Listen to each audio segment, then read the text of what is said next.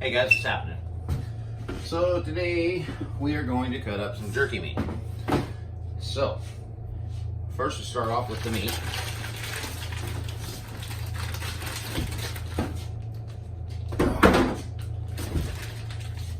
I know this is for some of you guys that just want a couple of pounds here and there. This is a bit much, but just showing you what I do. This is top round or inside round or bottom round. Basically all the same cut. Comes off of the flank on the cow. So out of this, these average anywhere between 21 and 25 and a half pounds.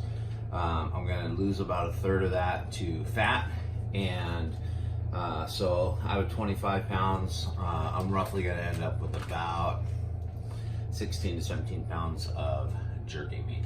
So when you're cutting this guy up,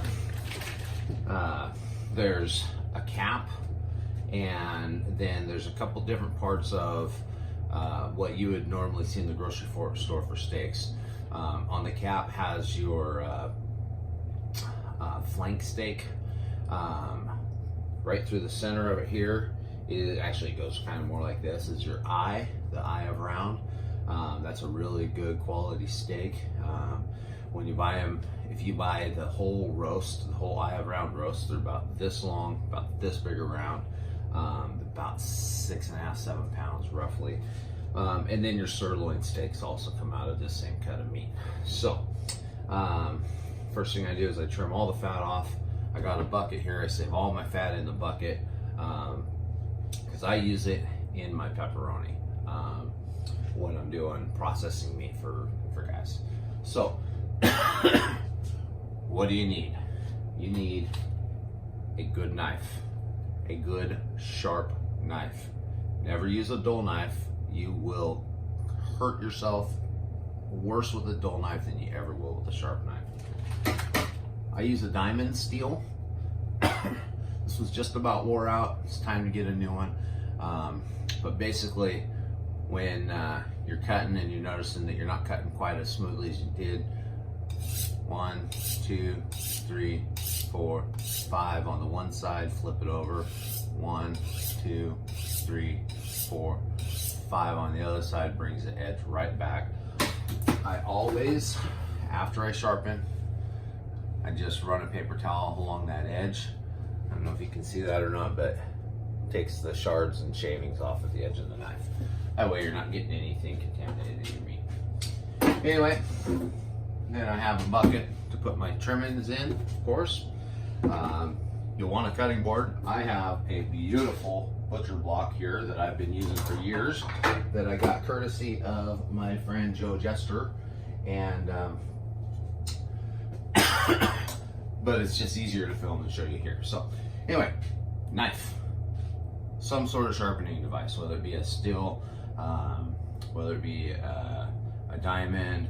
It can be as simple as using one of these guys where you drag it across the blade. I don't personally like using that because I have a really good expensive knife and it's very hard on the blades. If you're going to do much of this, I would suggest learning how to sharpen a knife. I've been doing this for 12 years and I still have not followed those instructions myself. You would think for somebody that has cut up literally thousands of pounds of jerky meat that I would have learned to sharpen a knife good by now. I can do the basics, I can get by, but still something I need to take the time to learn to do.